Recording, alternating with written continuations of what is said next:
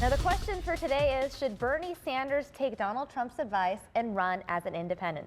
I'm Samia Khan, joined by our political expert, Ron Hoon. Yeah, I really like that nickname.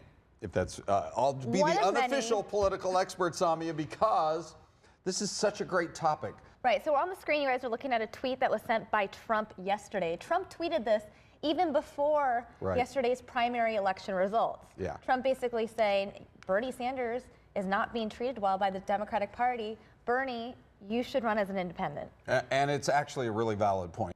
After all the media talk about, is Donald Trump being treated fairly? Is he being treated fairly by the Republican establishment, et cetera? Why isn't there more talk about whether Bernie Sanders is being treated fairly with a system that actually builds in hundreds of delegates that are going to go in almost 100% fashion for the establishment candidate, meaning Hillary Clinton? So the question is, does Bernie feel like the process treated him fairly?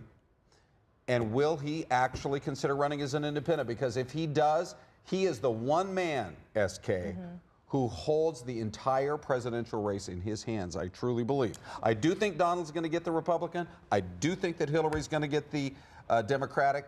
But if Bernie Sanders runs as an independent, that changes everything. But at the end of the day, I think Trump knows if Bernie runs as an independent, that's going to take votes away from Hillary, and then he has this election on lock. And I think that's why he's pushing Bernie Sanders to do it. No, there's and no then you hear from Bernie Sanders' wife, who spoke out about this yesterday, saying, you know what, we're not going to run as an independent because we can't be a spoiler and we can't afford a Republican in the White House. But I just keep going back to this interview I heard from a longtime reporter who covered him all the way back in his earliest days getting into politics in Vermont. And he said, Bernie Sanders, the one thing he has always wanted to do is lead a movement.